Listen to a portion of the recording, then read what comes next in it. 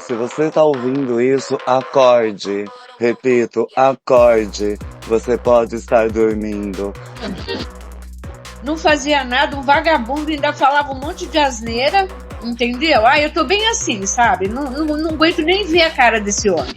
A gente não tem que ter dó nada desse imbecil. A gente não entende de direito, mas a gente entende de esquerda. Eu já tô revoltado o suficiente hoje, dona Pemba.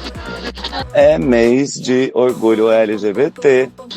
Padre Júlio Lancelotti criticou a organização da parada LGBT. Que essas gays brancas padronizadas de corpo musculoso que estão lá em cima do trio, elas querem manter o status quo delas, né, gata? pra eles, humanos são eles, o resto é escória. A não ser que os mexicanos invadam, que uma bomba atômica exploda. Eu não. Parece que vocês esquecem que a gente vive num mundo onde o que manda é só o dinheiro. O sionazismo em alta, destruindo aí milhares de vidas, né? Milhões indiretamente, milhões de vidas, e ninguém faz nada. Minha avó é mais velha que o Estado sionazista de Israel. Até que ponto o apocalipse é um medo ou ele se torna uma esperança?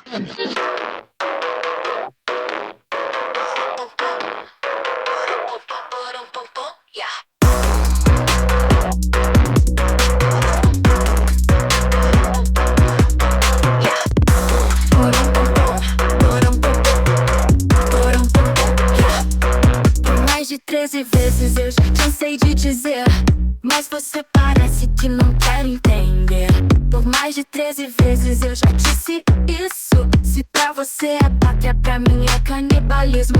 Eu vou me afastar, isso não se brinca. Não vou mais falar que você é minha amiga. Não dá pra ajudar, não posso mais que isso.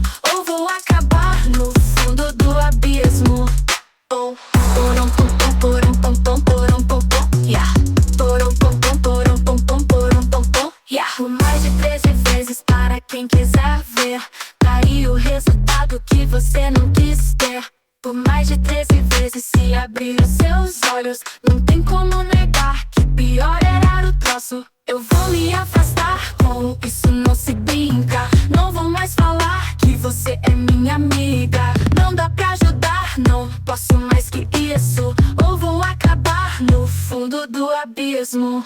Porom pom pom porom pom pom porom pom, yeah. Porom pom pom porom pom pom porom pom pom, yeah. Por mais de 13 vezes eu já cansei de dizer, mas você parece que não quer entender. Por mais de 13 vezes eu te disse isso. Ou se pra você é pátria, pra mim é canibalismo. Eu te afastar, com isso não se brinca. Não vou mais falar que você é minha amiga. Não dá pra ajudar, não posso mais que isso. Ou vou acabar no fundo do abismo. Porom pom pom porom pom pom porom pom pom, yeah. Porom pom pom porom pom pom porom pom pom, yeah. Para mim já chega, você foi envenenada. É contra a taxa ricos, contra a reforma agrária. Para mim já chega, o que te falta é coragem para assumir que só tá de sacanagem. Eu vou me afastar, com isso não se brinca. Não vou mais falar que você é minha amiga. Não dá pra ajudar, não posso mais que isso. Ou vou acabar no fundo do abismo. Porom pom pom porom pom pom porom pom pom, yeah. Porom pom pom porom pom pom porom pom pom. Eu vou me afastar, não tem mais jeito. Não vou mais lidar se faltar respeito. Uma coisa é falar que não concorda comigo, outra coisa é mostrar que não quer ninguém vivo. Eu fico entediada com gente excludente, que só sabe ter raiva de quem é diferente. Você vai por ali, finge que não me viu. Eu vou por aqui, você que se traiu.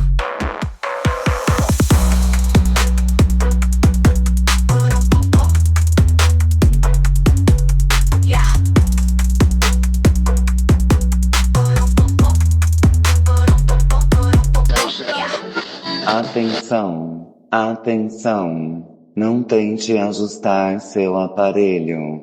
Atenção, está no ar mais um episódio de Sem Sinal, de qualquer parte do Brasil, para os patriotas de toda parte. Atenção, atenção, Rádio Clandestina da Revolução. O dever de todo revolucionário é fazer a revolução. Atenção, abaixa a ditadura militar. As gravações em fita da Rádio Libertadora devem ser ligadas ao sistema de alto-falantes dos bairros e subúrbios e irradiadas para o povo, mesmo que para isso tenhamos que empregar raio laser. Atenção, atenção. Os aplausos vão para Carlos Marighella, que não está presente. Mas quem tá aqui comigo hoje é a camarada, amiga da garotada, a editora que todo podcast gostaria de ter. Ela que tem belas curvas, ela é Dona Maria da Pemba. Pode entrar, pode entrar. Ai, depois dessa introdução, fiquei até com medo de falar. Meu Deus, isso pode ser usado contra mim. Isso tudo são provas. Que babado, boa noite. Ai, quanta bomba. Essa introdução aí ficou meio perigoso, viu? Meio sinistro. Você sabe que por onde eu passo as pessoas me perguntam: Pemba, como fazer uma revolução? Eu falo, eu não sei, porque eu não sou revolucionária, mas eu sei editar áudio. Você começa baixando em MP3. Tá louca. Eu sempre falo, ouça a Rádio Libertadora de 1969. Salve a revolução. Gente, temos que ser revolucionários. Viva a revolução! E como a revolução não se faz com 2 paus, eu quero trazer aqui ela, camarada profissional, a vida real em pessoa. Minha irmã, minha mãe, minha filha. Patinha, vem pra cá, vem pra cá. Oi, gente, boa noite.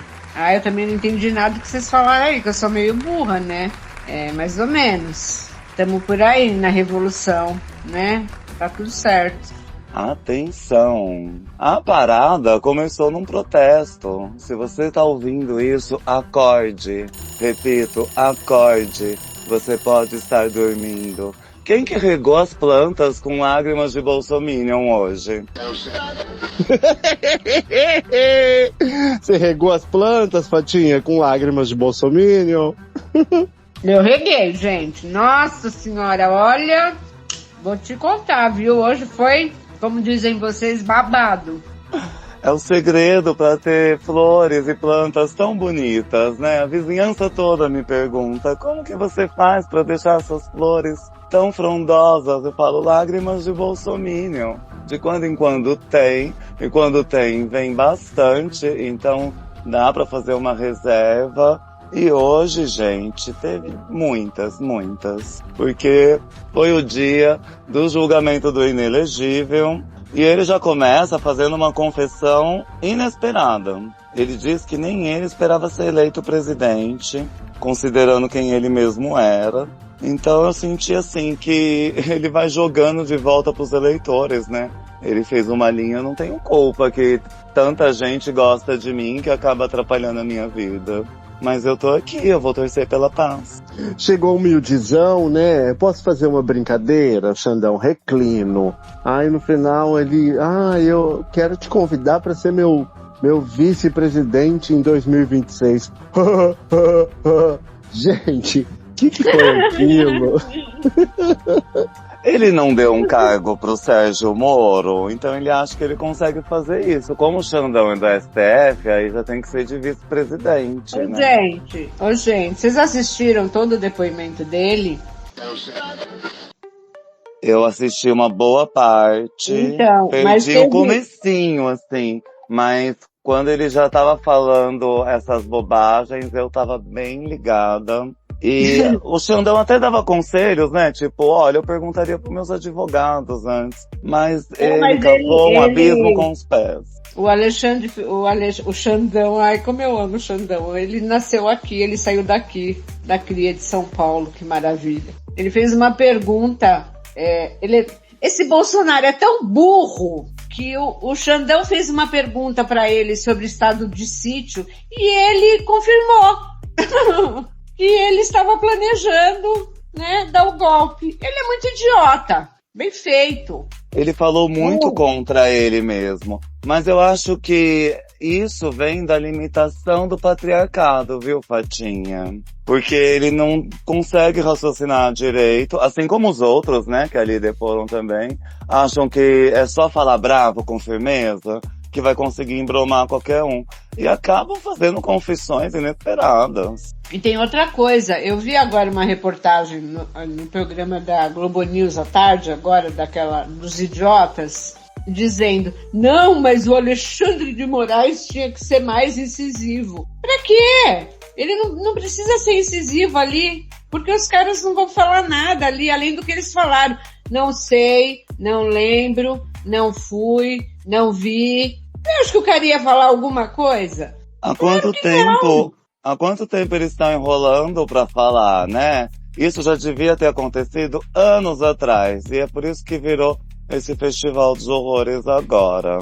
Ele até admitiu que viu a minuta, chegou a citar a Venezuela como exemplo, falou que não tinha provas de acusação. As provas dele eram tweets, matérias da Folha. Eu não sei se isso são provas concretas. Dona Pemba, pelo amor de Deus, me ajuda aí. Não, gente, e ele ainda com a maior cara de pau continua falando que as urnas eleitorais são uma fraude. Meu! Vocês acham que ali durante o depoimento, enquanto que o Xandão não recebia a resposta, que a gente estava aqui achando que ele merecia receber, você acha que aquilo também é uma confissão de culpa? Digamos no caso de, por exemplo, você teve acesso a tal documento, a tal mensagem?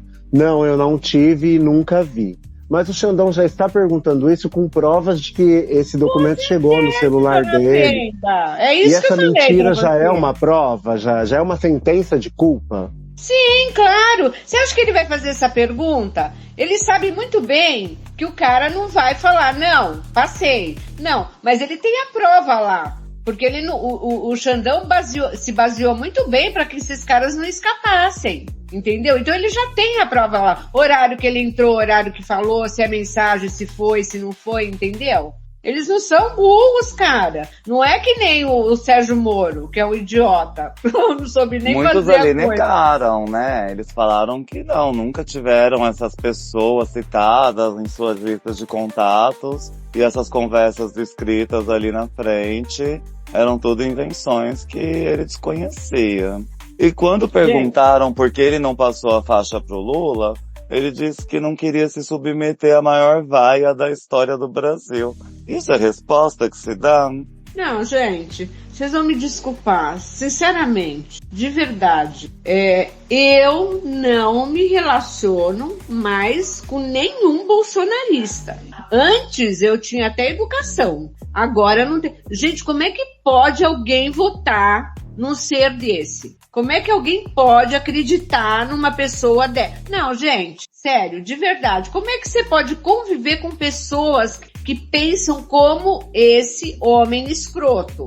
É o que a gente está tentando adiantar em estudo para os cientistas do futuro. Porque o estudo é tão complexo que em uma geração, em uma vida, não dá para se concluir. Ele recebeu 18 milhões em Pix. Então é muita gente que apoia ele. Aí ele falou, a gente gasta, né?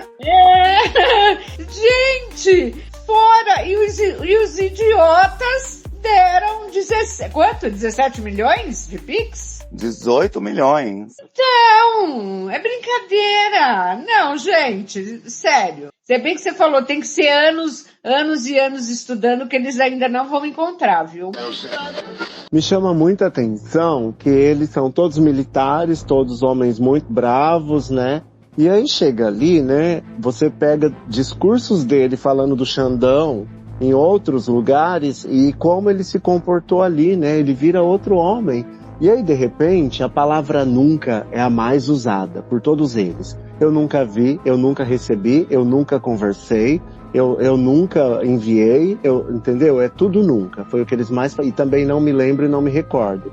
Mas quando eles estão em outras situações, eles xingam, inclusive o Xandão, acho que leu ali algumas situações onde ele foi xingado. Esses mesmos réus agora, pouca gente teve coragem de chamar eles de réu, né? Só o PGR que falou, eu quero falar com o réu e tal. Porque ninguém sequer diz que ele tá ali em posição de réu, sendo julgado, e agora dá uma amnésia em todo mundo. Ninguém lembra, nunca estive, nunca fiz. E ficam todos muito mansos, né? Muito educados, não tem mais palavrão. E, desculpa, é culpa do meu temperamento.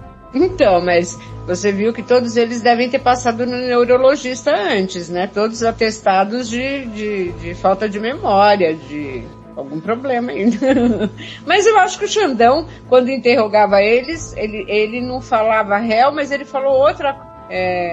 Ele falou outra palavra com quem diz assim, você está sendo interrogado. Não foi isso. Sabe por quê? Eu acho... Não sei porque eles têm problema com isso, Patinha. Porque quando o Lula foi réu, nossa, só falavam isso na internet. Ficaram Então, mais de 6 meses repetindo essas palavras. Então, e agora mas parece um medo. Sabe o que eu acho que aconteceu e que acontece? Eu acho que o Alexandre de Moraes é muito inteligente, porque assim, eles querem levar essas denúncias pro lado pessoal, né? Que o Xandão tá fazendo isso porque tá com raiva, que ele persegue eles. Então eu acho que ele quis, nesse interrogatório, ficar bem neutro, né? Porque eu acho que ele já tem as provas, né?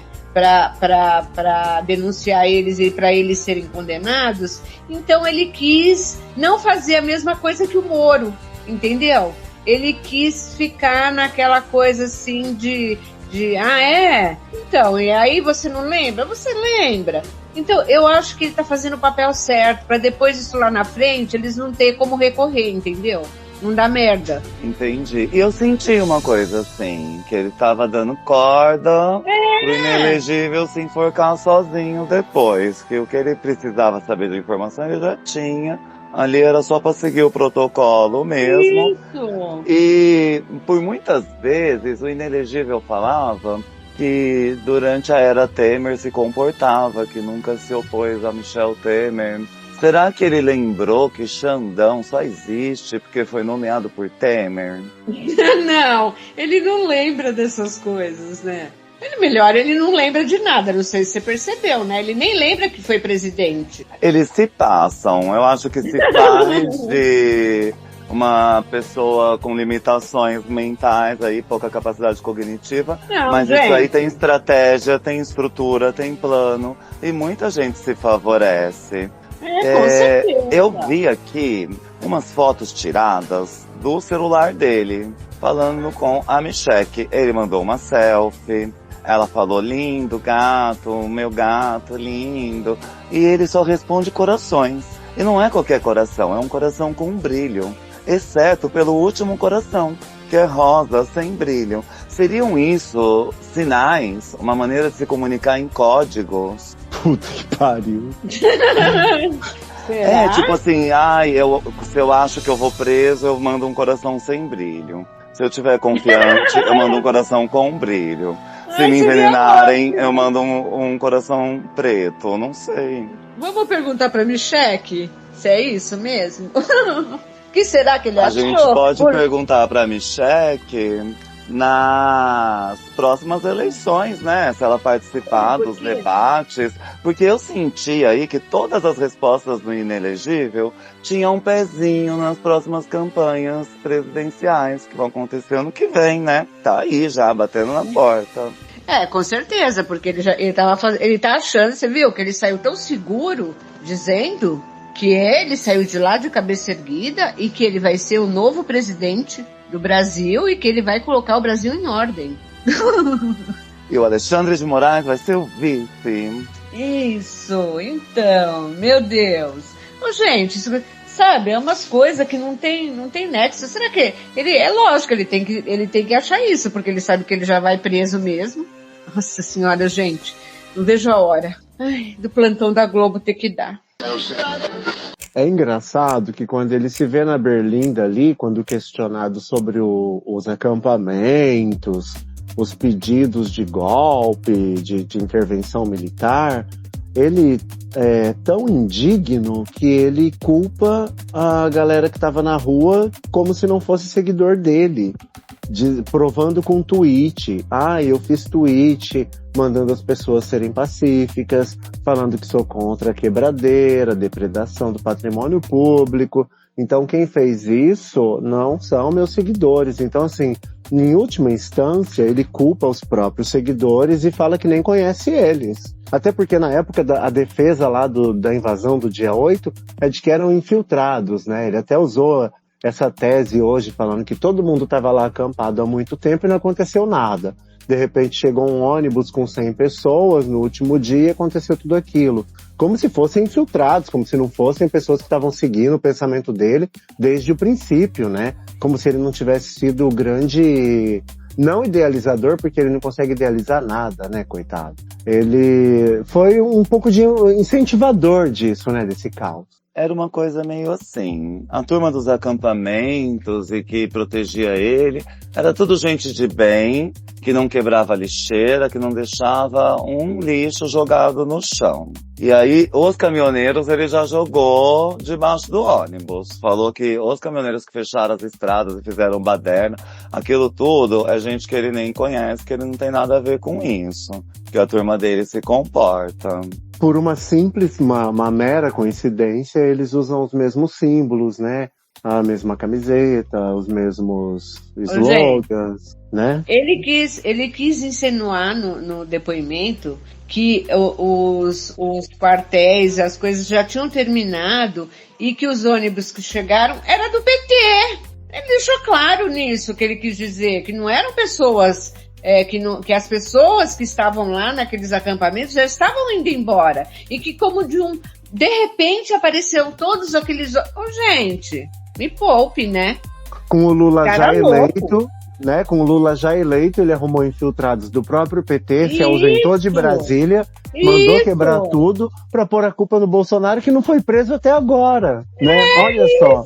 Maluco, cara. O cara é maluco. Pelo amor de Deus. Não só ele.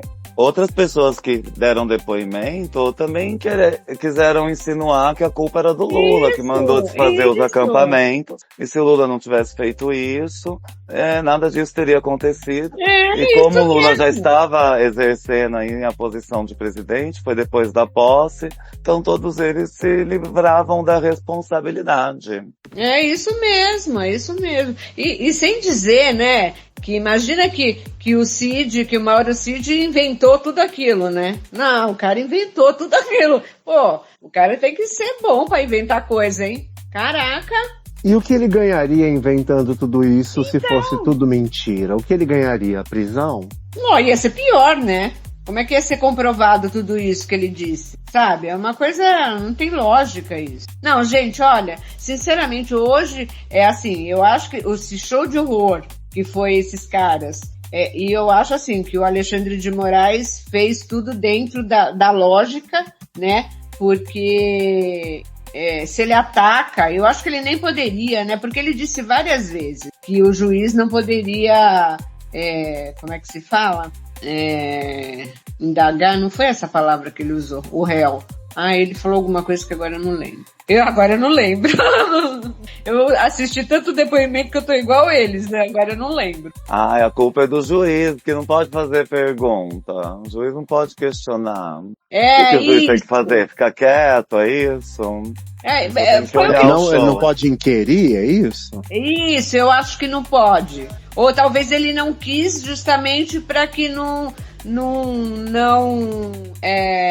como é que... Gente do céu, tá difícil, assisti muito depoimento. Eu acho que se for comparar com o caso do Moro, é para não perder a isenção, né? Porque justamente, no caso do Moro, o Moro ele saiu como um juiz parcial, né? Porque ele estava fazendo uma acusação ao réu, como se ele fosse a Justamente, acusação dona e não Pemba. o juiz, né? Isso. Foi isso que ele fez e eu acho que ele foi assertivo, muito assertivo. Porque Eu isso acho. pode levantar muitas questões e o júri depois ser desfeito, né? Não sei, no caso do STF, mas o Moro, que era um juiz eco de segunda instância, todo o juiz que ele fez, o juizado que ele fez de toda essa história do Lula acabou indo por terra porque levantou-se muitas questões e era um juízo todo maculado, né? Um processo todo maculado desde o começo.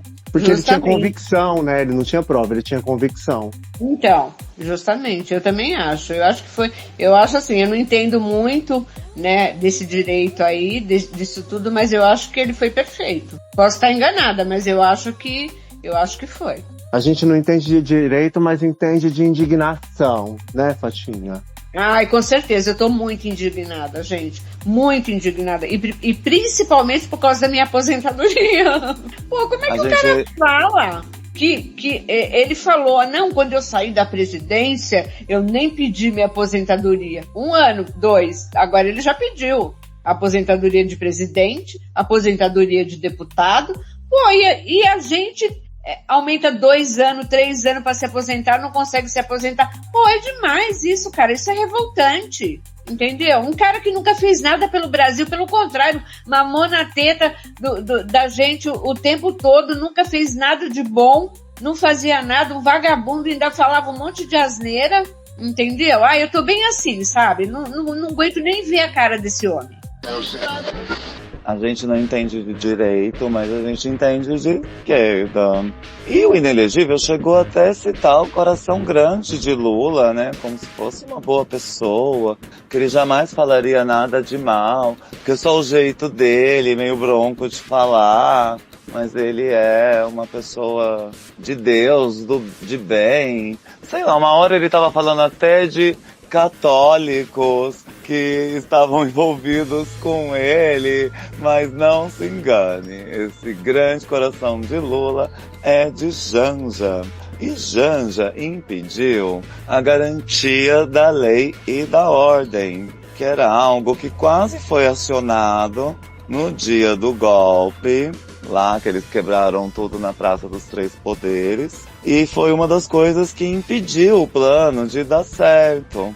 Então eles tinham um plano, há provas que esse plano estava sendo desenvolvido, e não é porque isso deu errado, porque eles não contavam com uma Janja dando conselhos em cima da hora para o seu grande amor, que tem que ser tudo invalidado, né? As mensagens eram pesadas, tinham gravações ali, mas ele falava, ai, eu estou em um ambiente privado, falando abertamente porque eu estou indignado, mas é só o meu jeitinho de ser.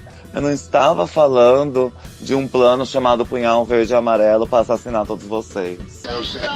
Gente, eu fiquei muito curioso com essa parte aí, porque cadê a parte do plano de execução do Alckmin, do Lula, dos ministros do STF? Onde está o julgamento dessa parte? A gente está falando aqui só do julgamento da minuta do golpe, só isso e nada mais? Porque assim, também houveram outros crimes, né? Outras tentativas de atentados muito piores, né? Eu não sei, eu não sei se o que eu senti é que talvez, não sei se tivessem provas suficientes com relação a isso, assim, mas o que mais eles atacavam, né, a PGR e o Xandão, é a história da urna, né, além da minuta do golpe, além do golpe, a história da urna eletrônica, né, dessa coisa ele achar que tinha falcatrua, que imagina que ele não perdeu a eleição. Então, assim, eu acho que eles estão se embasando onde realmente eles têm provas. Quer dizer, pelo menos eu como leiga acho isso, né? E atenção, sem travesti não se faz revolução. Agora eu quero dar as boas-vindas para Sofia, que estava aqui no auditório com a gente e vai falar um pouquinho mais. Gente, que chique, que luxo, que tudo, que badalo, que saudade. Gente, nada mais me surpreende.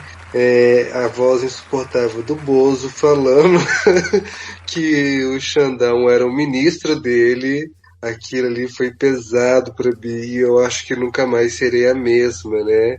E esse negócio aí dele falar que o Lula é uma pessoa do bom coração, eu tô ficando chateada. O que tá acontecendo? Será que é isso que mandaram ele falar? Porque eu acho que não deu muito certo não, tá, gente? Olha, eu pensei que ele ia estar muito bem preparado, porque ele teve tempo, né? Mais de anos para se preparar, mas parece que não tinha nada feito.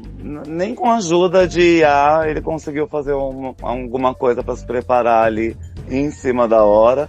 E realmente, aquela voz é insalubre. Eu nunca mais quero ouvir aquela voz na minha vida. Só vou ouvir com filtro agora. Ele não chegou aparecendo na gente em entrevista de emprego. Não, eu sei digitar rápido, eu entendo de programação, eu faço tudo, eu gosto muito dessa empresa, um dia você vai ser meu sócio, nunca falei mal de você. Muito falso, cara. Os primeiros parágrafos da defesa dele, chegar ali e falar que gosta do Xandão, quer que ele seja vice, que o Lula tem um coração grande, por isso que ele tava em Araraquara. É um escárnio isso. Será que se ele tivesse sido eleito, ele estaria alinhado com Milley e Trump? Será? Não, imagina. Que isso? Nem os caras que são ruins querem esse idiota aí. Nem os caras que já são ruins demais querem se envolver com essa estirpe aí. Porque eu vou te contar. Oi, Sofia. Tudo bom? Oi, faz saudade de você, mulher. Tudo jóia. Não, o que eu ia dizer que agora eu até perdi, porque foi tanta barbaridade. Você viu que os advogados falaram, e teve um que levou uma piaba do tal do general lá, que coitado do cara, gente. A cara do advogado, mas você vai me perguntar isso mesmo? Tem certeza? Eu falei, gente, não é possível isso. Coitado dos caras. E quando o advogado queria fazer... Tem que almoçar e tem que jantar, né? Porque não tá dando nem pra almoçar, né, meritíssimo? Ai, teve isso mesmo. 7 jantas, né? Pode falar 7 jantas? Eu acho que pode. Pode. Falar o quê? 7 jantas? O que é isso? É uma gíria body positive. Ai, gente, boiei. E outra pessoa que chamou muita atenção ali foi o General Heleno, né? A gente finalmente entendeu o que Renato Russo quis dizer com um general de 10 estrelas que fica atrás da mesa com um look na mão. Ele falou que ele não ia responder as perguntas do ilustríssimo Alexandre de Moraes, que ele só ia responder em sua defesa o advogado. Claro, ele falou só o que ele queria, a amnésia também bateu, não lembro, não sei, não fui, não sei, imagina, eu não falei isso de jeito nenhum, a gente não ia dar golpe nenhum. Foi, gente, foi hilário. Eu soube que perguntaram pra ele se seria correto afirmar que ele jamais defendeu qualquer atitude ilegal. E ele disse que não havia oportunidade. Isso quer dizer que se houvesse oportunidade, ele tomaria atitudes ilegais? Não pintou um clima? Faltou um clima, não deu liga. A gente tava vendo aqui que as penas somadas, que é o crime de organização criminosa armada, tentativa de abolição violenta ao Estado Democrático de Direito, golpe de Estado, dano qualificado pela violência e grave ameaça e deterioração de patrimônio público. As penas somadas podem chegar a 40 anos. A gente não vai ter esse gostinho, né? E a multa do dano do patrimônio, eles vão ajudar a pagar ou você só o povo da papuda, né? Porque a gente queria pelo menos uma multa, né, amiga? Será que vão continuar mandando Pix pra pagar essa multa? Eu achei que o Pix estava do bobo do Bozo. Alguém tá ajudando a Zambelli na fuga dela? É um bom parâmetro, né? Se ninguém tá ajudando ela recebeu 180 mil. Ela recebeu 180 mil de Pix e foi embora. Foi isso que ela fez. Eu não acredito. É muita gente vítima de fake news. E eu conheço pessoas no ambiente físico aqui, que circunda a minha vida, que falam bem da Carla Zambelli, falam bem da Bolsonaro. Eu fico indignada, gente, indignada.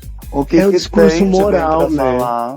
A pauta moral que eles pregam, né, pega muito rápido pessoas imorais que precisam de lavar os seus pecados aos pés da cruz. Lembra quando a Zambelli casou e chamou o Sérgio Moro para ser padrinho? Aí eles fizeram flexão no altar da maçonaria. E depois o Sérgio Moro falou que só aceitou o convite por educação, mas não tem intimidade nenhuma com aquela mulher. Nem com a maçonaria, por favor. Isso sim devia ser investigado numa CPI. E agora eu quero chamar aqui a minha comadre de revolução. Cabem Cadabra Kibe. Pode entrar, pode entrar.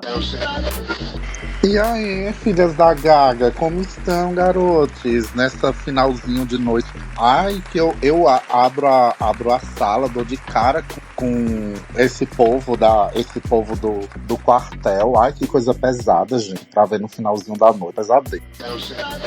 A primeira imagem é da diva Tina Burner. Eu pensei em dar uma amenizada antes de mostrar tanta feiura. O povo do quartel é ótimo.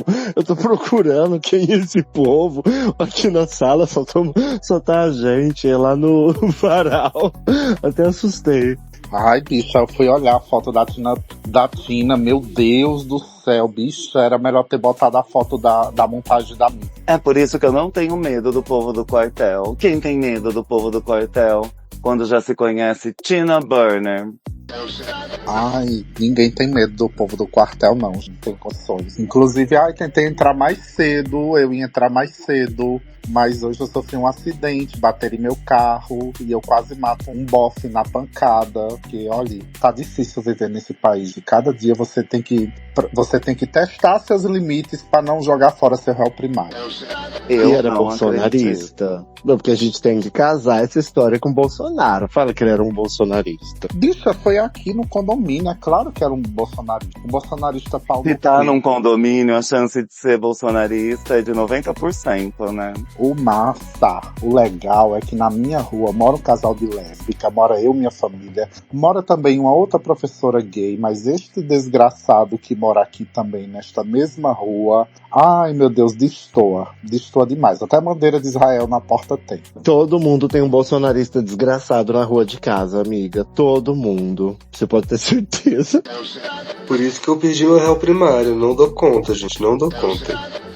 Bicha, mulher, sabe o que ele virou? Ele virou pra mim, no auge da discussão, ele virou e disse, só podia ser viado. Viado não sabe dirigir. Eu digo, viado não sabe dirigir, mas viado quebra a cara de macho que acha que é mais macho que viado. Já pensou apanhar de um viado e ficar aqui famoso no condomínio? Tomar na cara de um viado? Não é gostoso? Ele chega, puf, o velho murchou na hora. Que horror! E olha que a gente dirige tão bem. Eu tenho certeza que tem mais hétero perdendo carta do que não héteros. Ai, assim, vocês estão falando de quê? Pra eu esquecer desse negócio que eu tô odiada. É Bolsonaro, Oi, minha gente. filha. Gente, eu caí, voltei. Ai, que bom que você voltou, Fatinha. Mas você falou A da bandeira de bandeira- Israel, e a bandeira de Israel é um dos símbolos que eles usam, né? Bandeira do Brasil, bandeira de Israel, essa coisa toda evangé. O que mais que eles têm de símbolos que nos permite identificá-los e evitar transtornos assim? Pneu pra fazer oração. Ai, aquele aromatizador no vidro do carro, que é um pinheirinho com a bandeira dos Estados Unidos. E a burrice, né? Você esqueceu do principal. Eu acho que todo bolsonarista tem uma skin clássica, que é usar uma camisa da seleção brasileira, um óculos escuros, um boné, seja homem, seja mulher. Eles sempre estão de óculos escuros, pode ser 10 horas da noite. Eu acho que é para esconder o olhar de metanfetamina, que eles devem usar demais, e eles ficam com aquele olhar vidrado de quem usa uma metanfetamina babado, e eles estão sempre de óculos escuros, e eu fico besta, como toda vez que você vê um bolsonarista, ele tá com a skin, bonezinho acabado de sol com óculos escuros. É verdade, e nas fotos de perfis também estão com óculos escuros, boné, geralmente sentado dentro de um carro. E aí tem outros meios, né? Sinais virtuais. Muitas mensagens de bom dia, boa tarde, boa noite, versículos bíblicos, mensagens de coach e joinhas, emojis repetitivos, como esses que ele trocou com a Micheque. Ou combinando as suas viagens pra Disney, né? É verdade. A gente se esquece que foram mais de 100 imóveis adquiridos, muito dinheiro foi desviado, muitos passeios de jet ski, de lancha, do que for. E se ele conseguir escapar ileso, ele vai ficar muito bem pelo resto da vida. Ele, seus filhos, os filhos de seus filhos. Então, eu acho que a gente não pode ficar com esse gosto de injustiça depois de tudo que aconteceu. Foi uma tragédia. Pessoas morreram. Gente, mas vocês estão sempre aí na luta antietarista e não percebem que, na verdade, é um bando de velhos sendo presos, sabe? É injusto com a pessoa humana, um homem de 70, 80 anos, ser privado da sua vida de luxo, do seu dia a dia luxuoso pra ficar numa cadeia, só por uma vontade do Alexandre de Moraes. Tem que ouvir a voz das ruas. Eu ia falar que agora eles se fazem muito de vítimas, né? Eu estou sendo perseguido pelo governo, eu preciso de asilo em outro lugar, na Europa ou na América do Norte. E aí são pobres coitados que a gente tem que ter pena. E quando a gente sente pena, a gente toma uma atitude completamente contrária do que a gente tomaria se não fosse por esse sentimento. Ai, não, eu digo só, meu tabaco. Não tem nada a ver uma coisa com a outra. Velho não é idoso. Fatinha tá aqui pra mostrar. Fatinha não é velha. Fatinha é uma mulher vivida. Velho é diferente de idoso. Velho, eu já falei, velho é uma coisa que a gente deveria até proibir. Chegou na idade da velhice, gente, o que é velho? Velho são pessoas sem noção, sem respeito. Aquele velho descarado que matava os cachorros e que atormentava a vizinha. Esses velhos malditos que não tem nada com nada e fica usando a idade como desculpa pra tá assediando criança, assediando mulher, pra tá sendo agressivo, pra tá sendo escroto. Isso é velho. Isso é velho. Aquela pessoa absolutamente inconveniente que acha que já viveu uma vida toda, já praticou todos os seus crimes. Agora, na terceira idade, a gente tem que ter algum respeito simplesmente pela faixa etária que ele está. Isso é um velho. Idoso é uma pessoa que chegou na terceira idade, mas que mantém ainda a sua capacidade de raciocinar. Essas pessoas, sim, pra mim, merecem respeito. São pessoas que têm respeito para o próximo. Agora, eu vou ter que respeitar uma pessoa só porque ela tem 60, 70 anos. Meu amor, faça o Clodovil Hernandes. Eu quero que ele faleça. Eu quero que ele morra. Eu falei a mesma coisa. Eu quero mais aquele mofe lá na cadeia pra pagar tudo que ele fez. Também concordo com você, essa história de velho. Assim, velho é aquele trapo, né? Aquela coisa que você passa no chão, isso é velho. Aí esses velhos que fazem esse tipo de coisa. Idoso é o que você falou. Consegue chegar com a cabeça, com a maturidade, com respeito, né? Respeito com si próprio, respeito com os outros. Esse homem que tava lá, eu tenho 70 anos, ele é um velho escroto, nojento, como existem vários por aí, né? Sim, Gente, olha o etarismo, gente. Que isso? Mas vamos ele fez. respeitar a dignidade humana. Eu ia dizer que ele fez tanta cirurgia, se revirou as tripas do avesso, tentou pegar todo tipo de atestado que podia, mas parecia até que bem, né? Se ele consegue ir lá dar esse show que ele deu hoje, ele consegue cumprir pena na cadeia, sim. O povo da cadeia tá super animado, disse que nasce mais uma estrelinha.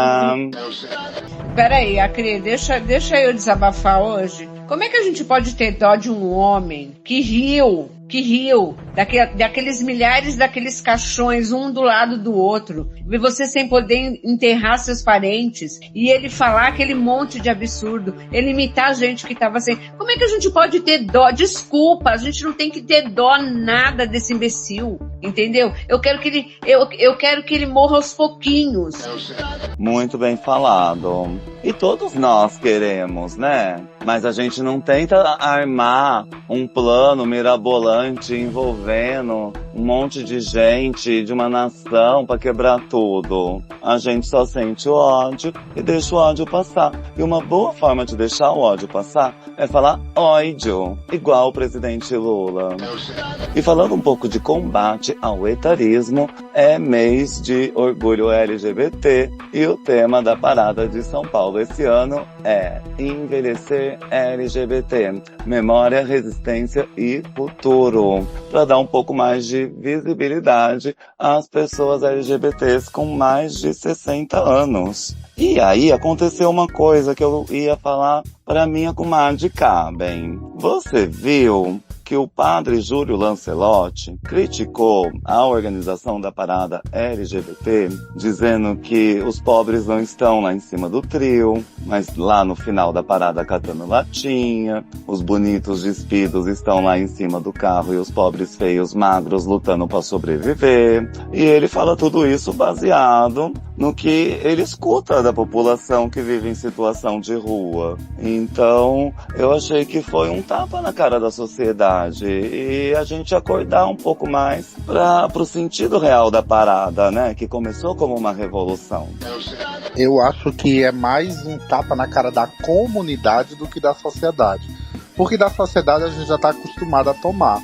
Agora, da comunidade, a gente tem que fazer um meia-culpa, porque a gente já falou isso em outros spaces, nós estamos vivendo uma era de pessoas LGBTQIAPN+, enfim, que não sabe sequer o que foi que suscitou os movimentos de apoio à comunidade. E a gente tá vendo aí países que antes eram ditos seguros se tornar cada vez mais não seguros pra gente.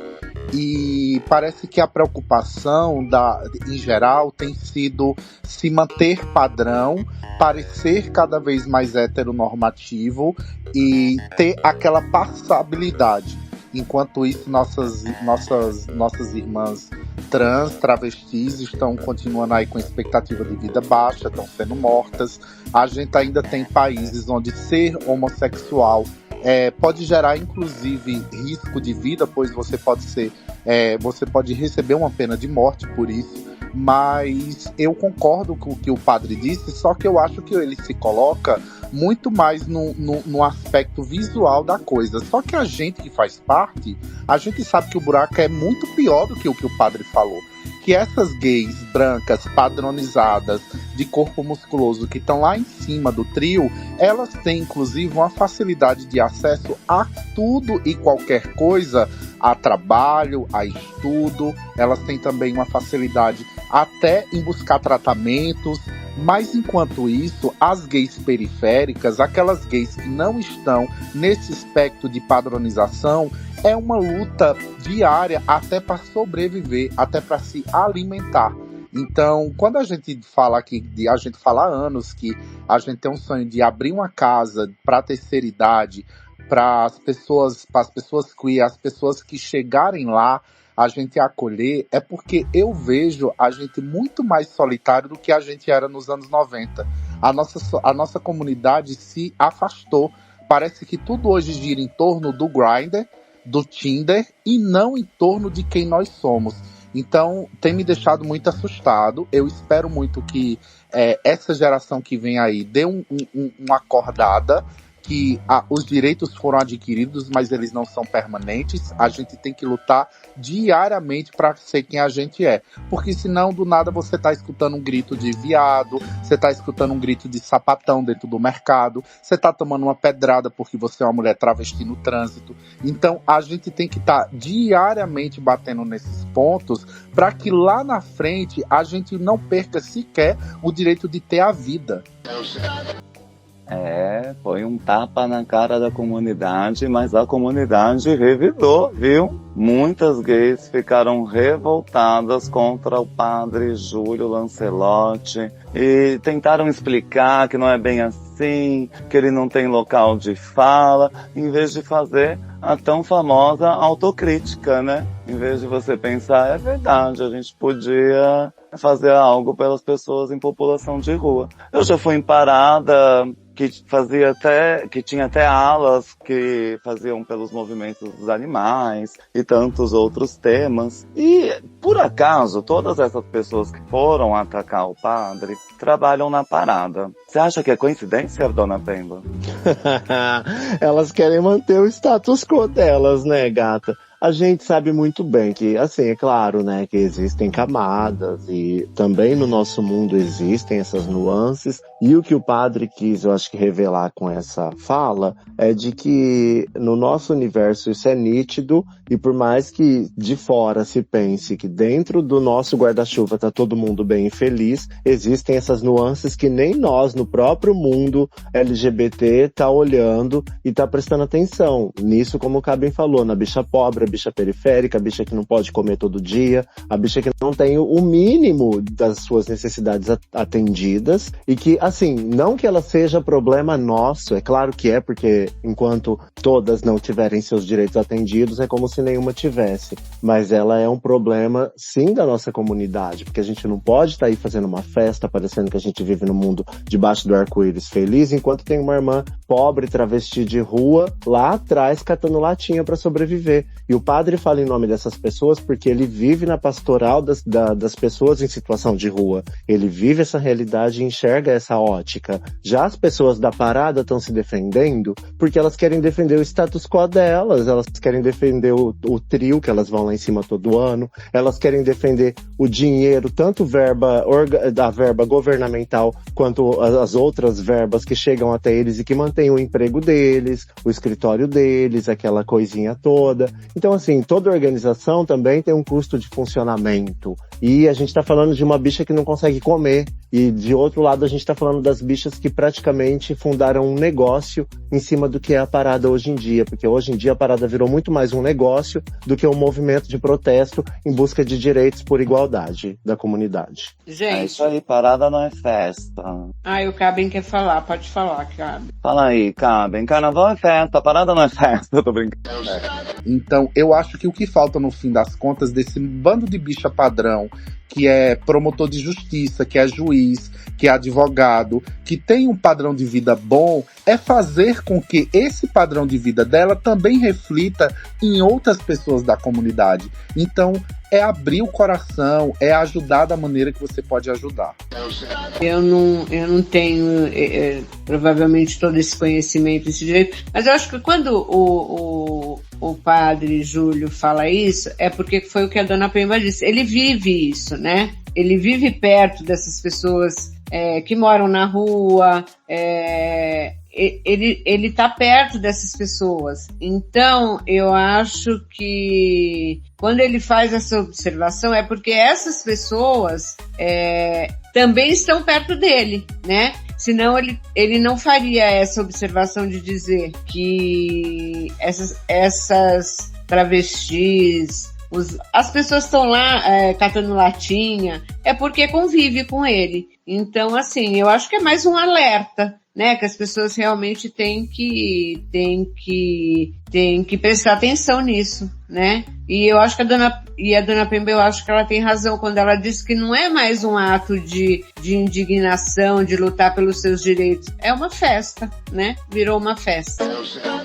Virou um negócio, né? Eu vi um jornalista aí que fez um vídeo reagindo ao padre, acabando com o padre, porque não é o local de fala dele, porque o que a igreja fez no século passado, então o padre não pode falar nada agora, porque o sofrimento que o gay passa na família por causa da igreja. Então, assim, colocando em um padre que a gente sabe que é diferente, que lida com a população de rua, que tá tentando falar sobre uma questão que acontece aqui agora, colocando nele uma pecha que a instituição fez lá no século passado, mas não aceita quando a sociedade fala vocês gays são aquilo que vocês eram nos anos 80. Então, assim, eu vou botar a pecha no padre agora, por tudo que a igreja fez há 200 mil anos, mas eu não aceito quando a sociedade me trata como tratava os gays dos anos 90, por exemplo. Então, isso é uma hipocrisia, sabe? E o padre tá falando isso pelo bem. Se te incomoda tanto, assim, o padre apontar que na nossa sociedade, dentro do nosso universo queer, existe muita gente que tá abandonada, que tá em situação de rua, que foi expulso de casa assim, alguns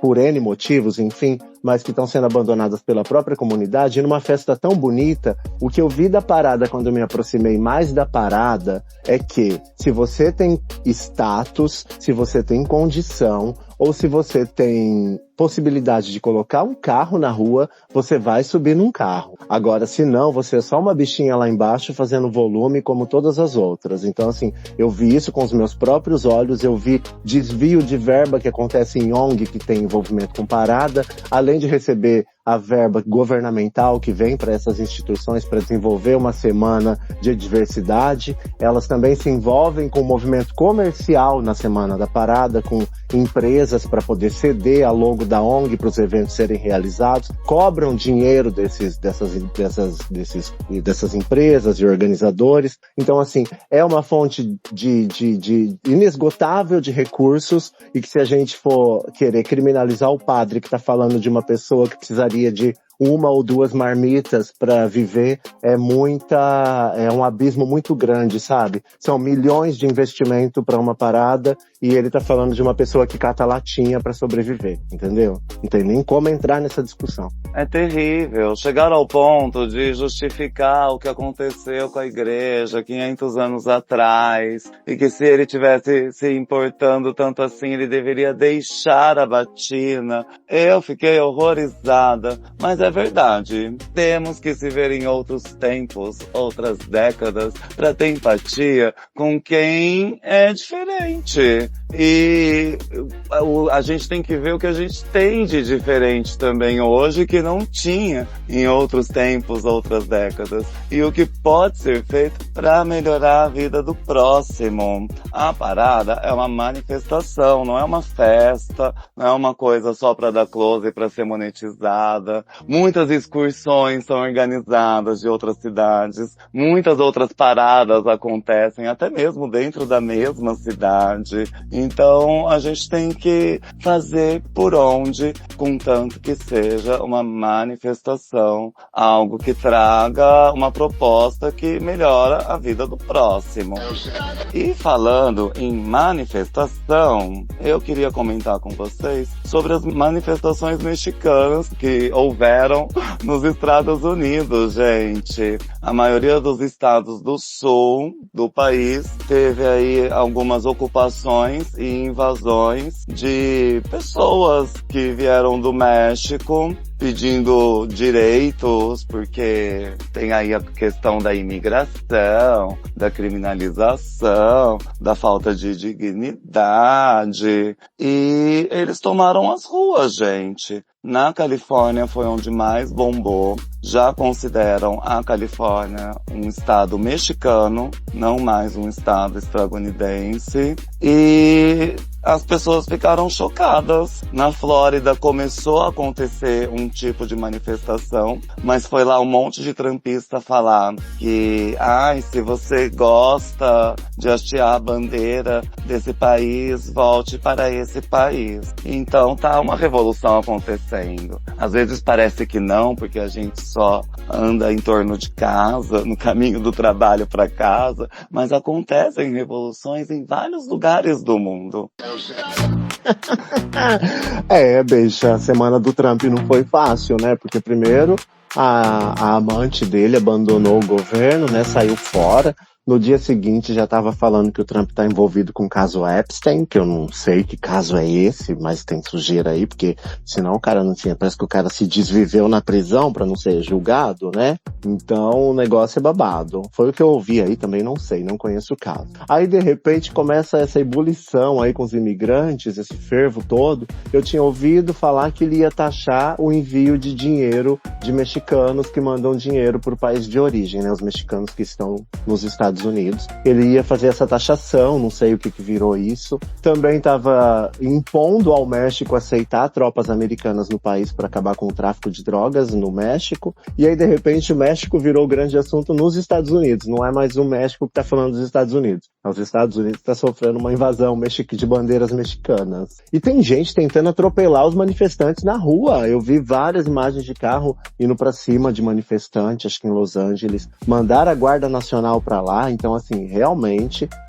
os últimos dias do Trump não têm sido fáceis, né? Vamos ver se ele vai ter pau pra botar na mesa e sustentar isso aí. Mas, bicha, metade, acho que 1/3 do território americano era México, né? Antes daquela guerra que eles tomaram os estados, Texas, vários estados eram México. Então, assim, você imagina a quantidade, não é porque o México faz fronteira com os Estados Unidos, é que tem uma galera que tem uma vida, tem família, tem descendentes que são de fato mexicanos, mas aí é porque você tá falando de fato do país onde, assim, não dá pra exigir muito de estadunidense, de norte-americano, porque a galera de lá não considera outros negros, a galera de lá não considera outros brancos, então, pra eles, humanos são eles, o resto é escória, a não ser que você seja europeu e branco. Se você for europeu e preto, você é latino do mesmo jeito pra eles. Então, assim, eu não sei nem o que é que a galera espera dos Estados Unidos. Eu tenho um amigo meu que foi pra lá,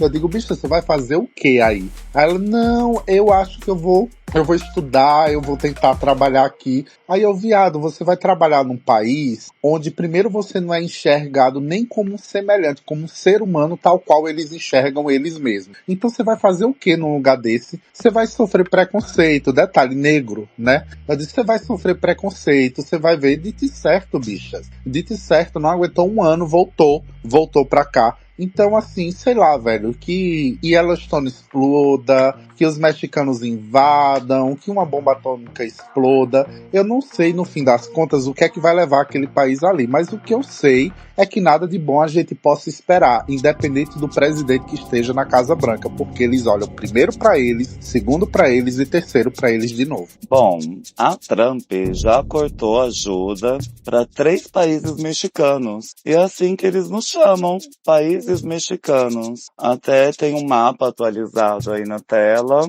A Argentina é o México da carne, o Brasil é o México do futebol. E cada um é um tipo de México dentro de um grande México que se transformou a América Latina toda. No meio disso tudo, Steve Bannon acusou Elon Musk de ser do Partido Comunista Chinês. Então a gente imagina que vai demorar para arrumar essa casa, né, Fatinha? Eu acho que vai. Mas, gente, eu fico pensando assim, até quando, né, essas pessoas vão ficar nessa ilusão de Estados Unidos, né? Até quando isso? Até o inelegível tava querendo fugir pra lá. Ai, se ele tivesse um passaporte. Mas filho eu tá acho lá, assim, né? eu acho que essas pessoas todas que têm esse tipo de pensamento deviam ir mesmo. Eu acho que seria ótimo, todos eles. Eu acho que todos eles deviam embarcar e ir embora pra lá. E ficar lá. Eles merecem Não, e assim, viver naquele país. Eu acho. E essas novas políticas do Trump, na verdade, não estão só prejudicando imigrantes, brasileiros, mexicanos, venezuelanos, quem quer que seja, de qualquer lugar do mundo que esteja indo para os Estados Unidos ou que tenha feito a vida lá, né? Porque, no caso das universidades, por exemplo, semana passada eu ouvi que ele suspendeu todo o financiamento de Harvard, por exemplo. Não vai mais financiar Harvard e várias outras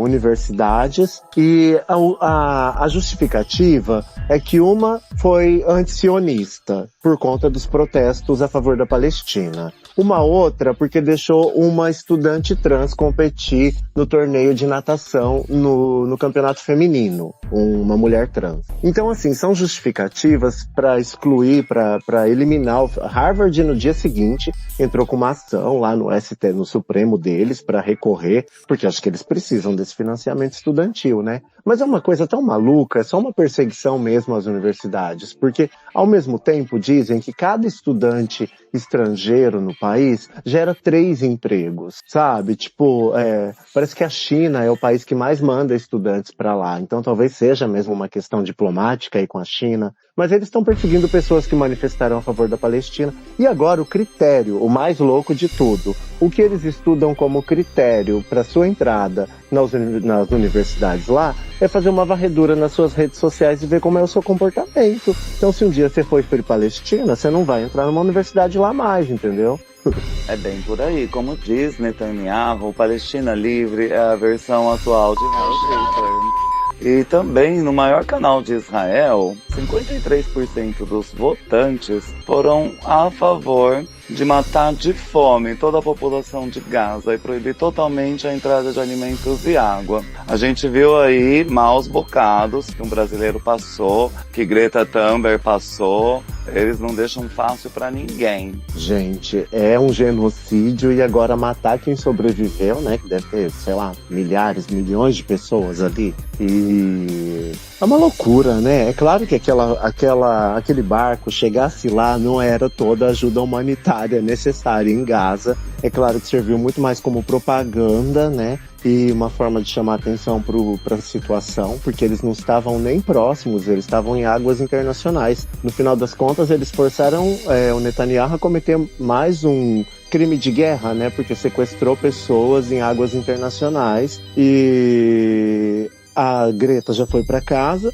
o brasileiro se mantém lá, ele se nega a ser deportado, o navio ficou sequestrado por Israel e, assim, nenhuma ajuda consegue chegar, né? E as ajudas que estavam chegando, eu ouvi numa TV espanhola que eram ajudas que estavam sendo coordenadas pelo governo americano. Aquelas pessoas que estavam chegando perto dos caminhões para receber ajuda humanitária e estavam sendo fuziladas, era o governo americano disfarçado de ajuda. Então, assim, os Estados Unidos está com o dedo total ali, mesmo depois do cessar-fogo, até agora, com certeza. O Netanyahu não ia estar fazendo isso tudo sem a conivência dos Estados Unidos ou dos grandes impérios europeus que falam a favor do Estado palestino, mas continuam vendendo armas, sabe? Aqui no caso do Brasil mesmo, é pavoroso ver o Lula chorar pela morte dos palestinos e ver que nosso governo ainda não rompeu relações com Israel, não parou de vender combustível, aço, né? Não vende arma, mas vende aço, vende combustível, vende sei lá o que mais. Então, assim, precisa de cortar relações e deixar Israel isolado. Já que eles vão matar todo mundo de fome,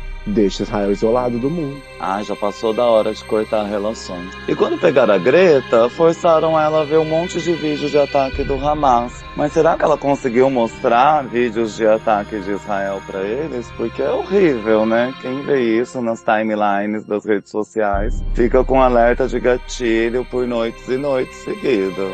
Mas eu vou tentar amenizar um pouco o clima aqui com uma notícia boa, gente. A Fatinha quer falar. Não, eu nem quero comentar sobre isso, isso me afeta muito. Pode mudar. Demais, né? Mas a gente não pode esquecer porque isso está acontecendo agora. A gente não pode deixar isso ficar... Porque também não falar sobre isso é uma forma de deixar acontecer à vontade, né?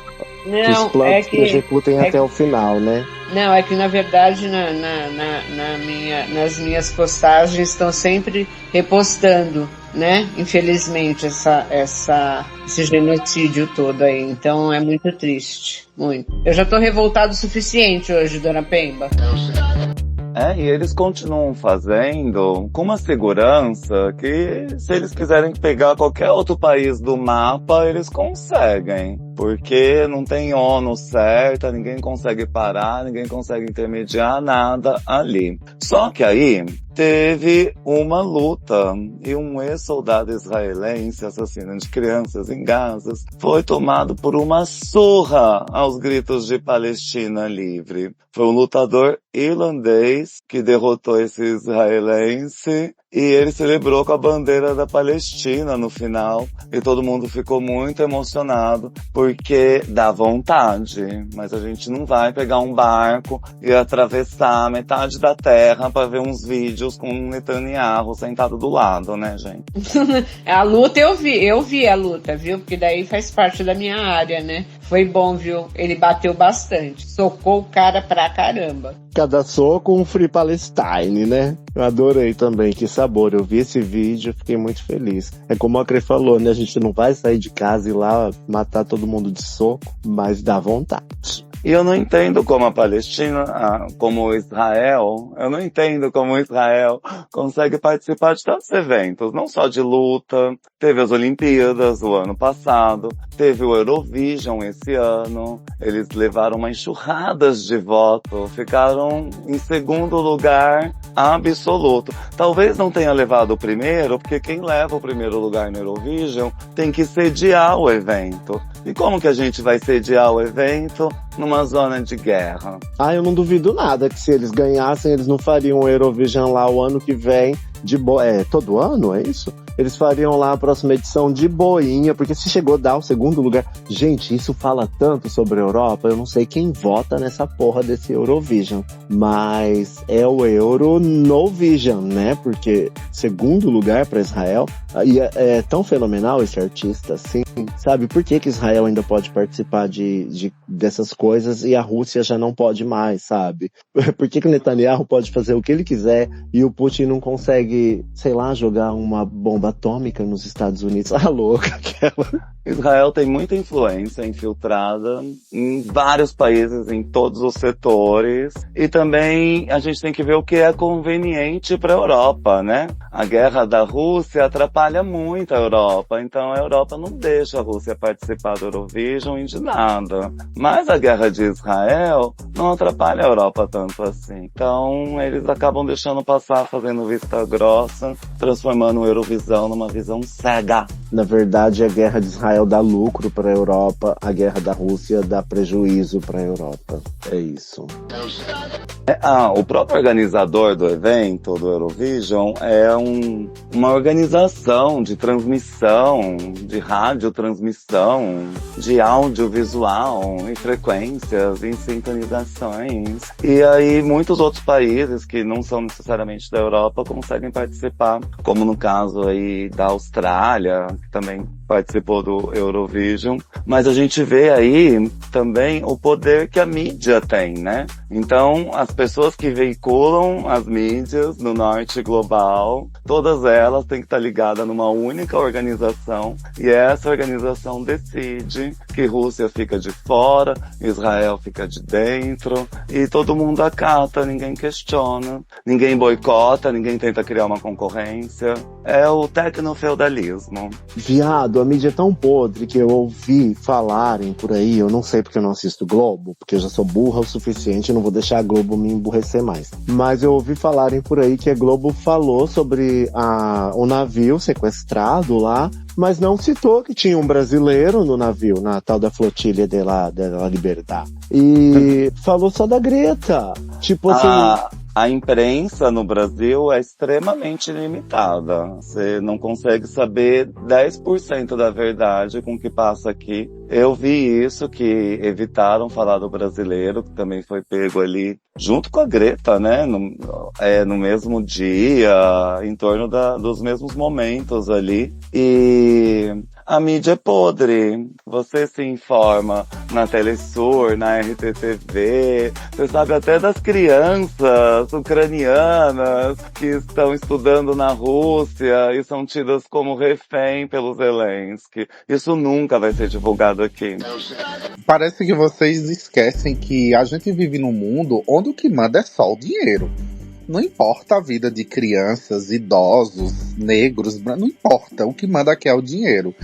Eu lembro que eu li um artigo, acho que faz uns 2 meses, citando as pessoas mais ricas da Europa, da China, dos Estados Unidos. E as pessoas que listam, que encabeçam essa lista, são quase todos judeus, monas. Quase todos são donos de empresas gigantescas, como a ABC, os Marinho aqui no Brasil. Instituições financeiras. Exatamente. Aí você me diz, sabe por que a guerra de Israel, o genocídio que Israel pratica não incomoda? Porque são eles que financiam quase que todos os negócios do mundo. Então, assim, como é que você vai falar mal da pessoa que lhe emprestou dinheiro? Então, assim, como é que a Globo vai falar mal de um país cujos seus donos, os donos, fazem parte? Então, assim, você não dá pra esperar alguma coisa da mídia. Você não dá pra esperar alguma coisa dos governos. Você poderia esperar alguma coisa do povo, que ainda temos pessoas que se indignam com o que tá acontecendo lá. Só que eu lembro que eu falei isso aqui já faz um tempo. Eu não acho que vá resolver. Eu acho que eles vão acabar cometendo genocídio ali completo, sim. Eles vão acabar varrendo a Palestina do mapa, e o que vai sobrar de palestino vão ser as pessoas que vão estar espalhadas pelo mundo. E o mundo não vai fazer absolutamente nada. Eles não vão sofrer sanção nenhuma. Agora, o que me conforta é que, do mesmo jeito que aconteceu que eles estão fazendo com eles, uma hora vai ser a vez deles pagar o pato. Porque eu sempre acho que a história do mundo nos ensina muito. E se tem uma coisa que a história do mundo nos ensina, é que sempre existe um valentão da vez. O valentão da vez pode ser Israel, mas daqui a alguns anos pode não ser. A gente se encaminha aí para uma nova era através de inteligência artificial. A própria guerra da Rússia com a Ucrânia, é muito mais hoje de drones do que de artilharia direta. E a gente não sabe o mundo que a gente vai viver daqui a 2, 3 anos. Só Deus sabe o que pode acontecer o momento que um louco decide apertar um botão e explodir uma bomba atômica. O que foi Hiroshima e Nagasaki, um dia pode ser Israel, pode ser Jerusalém. Só Deus sabe que lugar pode ser. Então, assim, eu acho que a gente já passou do ponto de indignação. A gente já tá no ponto de nojo. Porque até a gente que acha ruim, que toma ódio com aquela situação, a gente entende que isso ali já chegou no ponto que não tem mais volta. Não tem mais volta. As pessoas continuam lucrando e ganhando dinheiro em cima da morte de um povo todo, e tá todo mundo vivendo suas vidas como se isso não tivesse acontecendo. O problema é que o valentão da vez talvez não pense que vai receber uma resposta sobre isso, talvez já pense que tem uma carta branca para fazer o que quiser, porque sofreu no passado, né? Porque se a gente pensar, ele está fazendo isso, mas vai receber... Mas se ele vê da ótica de quem já passou por um holocausto, se bem que é muito louco imaginar que um povo que passou por um holocausto criou, sei lá, essa gente que tá fazendo isso agora aqui é filho ou é neto de quem passou pelo holocausto? Filho, né? Quanto tempo faz isso, gente? Menos de 100 anos. São filhos e netos. Os netos do povo do holocausto, dos relocados, dos invasores, estão promovendo um genocídio agora. Então talvez eles não acham que vão pagar um karma, porque eles estão só cobrando o karma deles. Não sei o que essa gente pensa, essa gente é completamente doente. Porque, é como você falou, a gente já passou da indignação, já foi pro nojo. Mas como negar, né? Como ver as imagens que a gente vê e não se... Não é nem questão de se comover, né? Porque a gente também não vai ficar chorando por uma coisa que a gente não pode fazer nada, mas como não se indignar com isso, sabe? Porque, no caso, o Netanyahu, ele intensificou de uma forma como se o mundo não pudesse fazer nada contra ele. Até um tribunal penal internacional condená-lo por crime de guerra, ele já tinha intensificado as coisas de uma forma que já tinha destruído mais de 60% das estruturas. Hoje eu acho que já nem existe mais 40% em pé, né? Porque mesmo depois de cessar fogo, ele continua bombardeando, continua matando e destrói hospitais falando que tem terrorista do Hamas nos hospitais, né? E mata a criança, porque a criança vai ser o terrorista do futuro, enfim. Mas é uma coisa de um nível que a gente não imaginava viver na nossa era, ver com os nossos olhos, né? Por mais que é a história do planeta, já aconteceu coisas piores na humanidade, mas a gente não imaginava que a gente ia estar aqui vivendo isso, vivenciando isso, uma guerra, um genocídio, né? Esses dias eu vi um termo interessantíssimo, sionazismo. O sionazismo em alta, destruindo aí milhares de vidas, milhões indiretamente, milhões de vidas, e ninguém faz nada. Quando a gente imagina, vai falar de ONU, por exemplo, mas a ONU não faz nada. A ONU causou este problema. A ONU criou este conflito. Esse não é o primeiro conflito entre esses povos. Israel tem intensificado a guerra contra o povo palestino desde quando entrou naquele território no final da década de 40. E de lá para cá eles têm invadido mais e mais território. Então, assim, eles não vão parar mesmo, sabe? Eu não sei o que vai acontecer. Mas chegou a um ponto de um Trump falar que vai fazer uma Riviera em cima daqueles cadáveres, é porque pra maioria do mundo aquelas vidas não são vidas, aquelas vidas não valem, não merecem ser sequer denunciado o que tá acontecendo, sabe? Tipo, ai, tudo bem, a mídia é comprada, é cúmplice, mas existem outros veículos, a gente vê, eles bloqueiam o nosso perfil para não deixar a gente publicar esse tipo de coisa, mas a gente vê em outros perfis por aí. Gente, eu fico indignado, como que isso é tão natural, sabe? Eu não acredito que eu tô vivo nessa era, vendo isso acontecer. E é muito recente, realmente, 77 anos que isso vem acontecendo. A minha avó é mais velha que o Estado sionista, sionazista de Israel. E eles são muito disso, né? De falar, olha, se você não apoia a gente, você é antissemita. E aí é você que está do lado errado. Criando aí uma versão distorcida, usando argumentos de mundos espelhos, e coisas que eles mesmos devem ter aprendido, né? Há 77 anos atrás. E a gente vê isso sendo colocado em prática agora contra outras pessoas. E é um tanto quanto contraditório. E me admira terem libertado a Greta com vida, gente. Será que foi o vídeo que ela deixou gravado para emergências que ajudou? Daí eles Todo vão matar mundo uma deixou menina gravar. branca, bicha. Eles vão matar uma menina branca europeia. É mais fácil pegar o brasileiro degolar e mandar a cabeça pro Lula bater futiriquinha, brincar de bola de futebol, do que eles matar uma menina branca europeia, mora, pelo amor de Deus. E daí? Mas nem que seja pra dar exemplo, tipo, olha lá, ó, você vai defender a Palestina, vai acabar igual a Greta. O Netanyahu não é jumento. Ele vai matar uma menina branca europeia pra Europa se voltar contra ele? Pra quê? Pra quê? Ele pode mandar cortar a cabeça de 200 muçulmanos, mas ele não vai mexer naquilo que ele sabe que ele não pode mexer, que é justamente a casta que eles querem defender, que é essa pureza que eles defendem ali. Então, assim, eu não acho que eles iam tocar nela nunca, em hipótese nenhuma. O que me deixa feliz é que talvez até 2027 a gente nem aqui esteja mais, esse mundo se acabe, vá pro inferno, todo mundo queime, um IA Supremo apareça, dizime a humanidade por inteiro, diz, ó, a humanidade já deu, vou deixar só os animais aqui e tá tudo certo. Nossa, mas você tá sendo muito otimista. Isso não vai acontecer, amiga. Você sabe Não agora. Né? Você sabe que tem um documento chinês. Vocês já viram falar nisso, nessa história? No Não conta. Existe eu tava lendo esses dias que existe tem até um termo, mas tem na internet assim, IA 2027.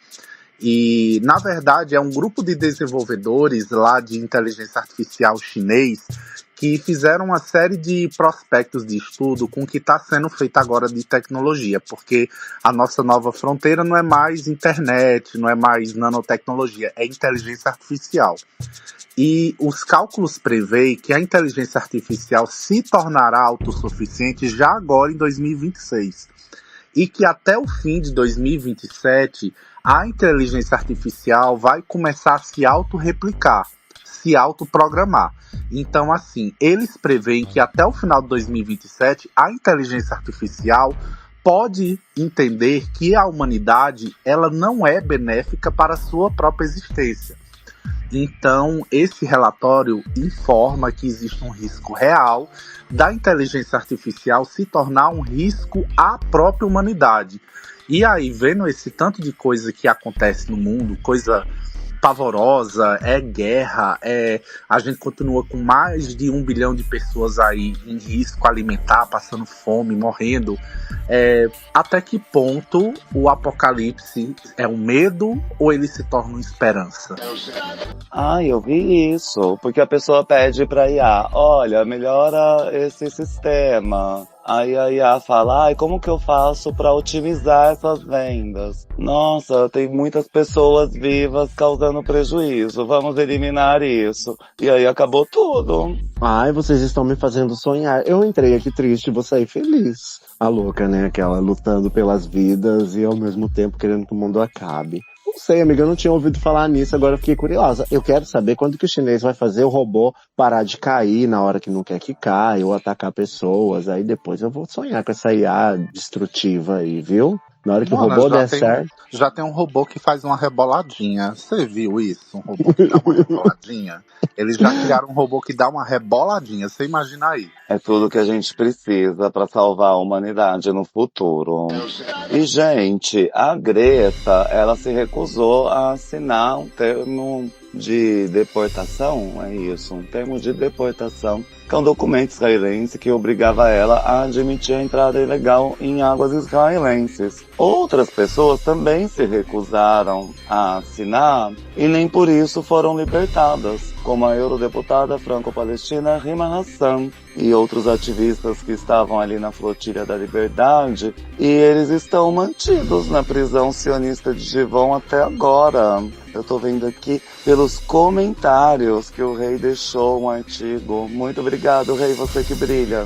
E o babado é que eles não estavam em águas israelenses. Eles dizem que estavam em águas internacionais. Então eles foram sequestrados já ainda em águas internacionais. Eu acho que eles nem conseguiram atingir águas israelenses. Ai, gente, águas israelenses. Eu daqui desse lugar pretendo falar isso.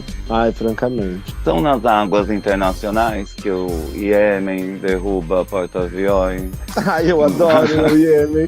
O Iêmen lutando sozinho, cara. Todo dia eu vejo aquele cara dando entrevista, falando o que eles conseguiram fazer. Quando eles acertam uma bomba em Israel, é uma alegria. O Iêmen tá lutando sozinho, porque na verdade ele tem questões muito mais profundas, né? Muitos países ali do Oriente já tem muitos negócios com Israel. A Irmandade Muçulmana é toda esfacelada por várias questões que eu não sei explicar. Eu sou burra também, eu ouço lá, concordo, mas sou burra para explicar. Mas, gente, por que se nega por que negam a existência de um Estado palestino? Porque assim, é claro, né, se existisse um Estado palestino, o Netanyahu não ia deixar de fazer o que ele tá fazendo do mesmo jeito.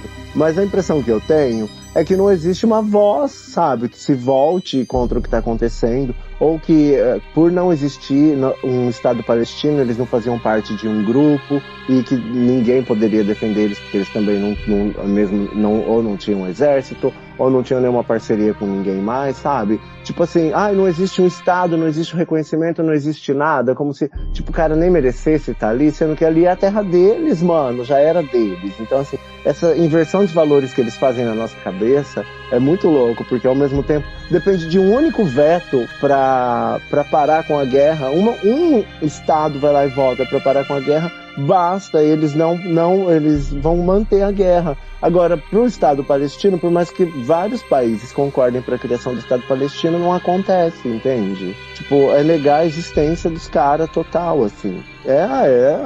A única coisa que a gente imagina é que eles querem aniquilação total mesmo. E já estão apagando a história, né? Já estão distorcendo os fatos acontecidos. E eu me pergunto se já saiu o bonequinho do presidente do Iêmen, porque realmente parece um comandos em ação dos anos 80. Maravilhoso. Agora eu quero dar as boas-vindas e as saudações para o rei que tá aqui com a gente, de orador. Ele tava na plateia, gente. Agora ele tá aqui, pode entrar, pode entrar. Boa noite, queridas. Boa noite a todos na sala. Eu só subi para falar uma coisa bem rapidinha. Eu já estive em Israel 2 vezes. Hoje em dia me arrependo muito, porque já conhecia a história desse movimento, né? Mas nunca ia imaginar que ele seria tão desumano como está acontecendo agora, né? Horrível isso daí. Realmente, Israel, dentro do Oriente Médio, é um país bonito, é um país muito rico, bem desenvolvido, em vista quando você sai do Egito e de outros que estão ali ao redor. É um país extremamente lindo, mas só que hoje eu me sinto, sabe, arrependido pelo fato de estar colocado os pés naquele país e ver o que eles estão fazendo hoje. Me traz um pouco de arrependimento do que eu gastei para aquele país tão nefasto, né, pelo que eles estão fazendo. Há um tempo atrás aconteceu a mesma coisa que aconteceu agora com a flotilha, mas só que naquela época eles assassinaram os ativistas turcos. Eram 10 ativistas, se eu não me engano, turcos, que estavam indo para lá, mas não foi para uma questão de levar mantimentos, foi uma outra época, acho que foi uns 10 ou 12 anos atrás, e que o Israel explodiu o navio. Eu estava acompanhando esse último agora, eu fiquei preocupado com isso, porque o Estado de Israel, eles têm ali uma proteção ali no mar, que tem um certo limite, né, que eles dão. Se passar daquele limite, eles atacam, literalmente, porque eles têm essa proteção, porque eles alegam, né, que se passar navios, embarcações por ali, eles alegam que pode passar armamentos, etc, essas coisas aí que não tem nexo, porque é desumano, porque os próprios palestinos ali na orla de Gaza, que eu andei ali, era muito bonito aquilo lá, nossa, que coisa linda, gostei mais de Gaza do que de Israel, você vê coisa interessante, né?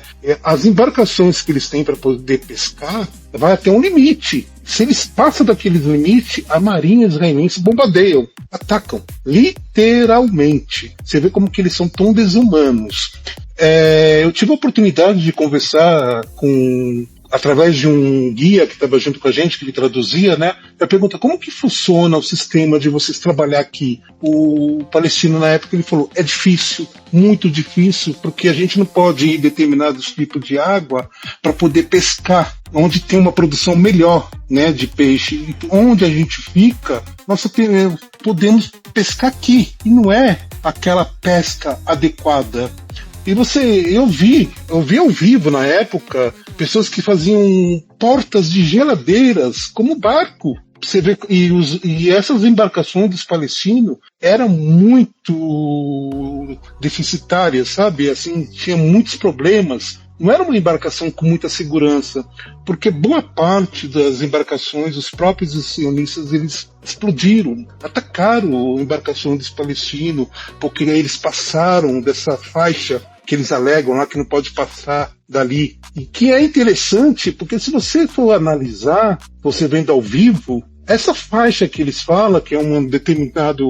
Eu vou dar aqui um exemplo, é como se fosse uma faixa de 40 km, um exemplo, né? Só para vocês entender, mas não é bem 40 km, é bem menos. Se passar nessa faixa de 40 km, a marinha israelense bombardeiam, porque eles alegam que já vão passar para poder contrabandear armas. Essa loucura desse povo, que eu não entendo isso daí, e eles não deixam mesmo, literalmente, eles não deixam os palestinos passar dessa faixa. Agora, quando você está ali em Tel Aviv, você vê que o povo, os israelitas, eles vão com as embarcações deles, eles andam 100 km, 200 km na orla, normal. Agora, para os palestinos, não, é proibido, literalmente é proibido passar daquela faixa.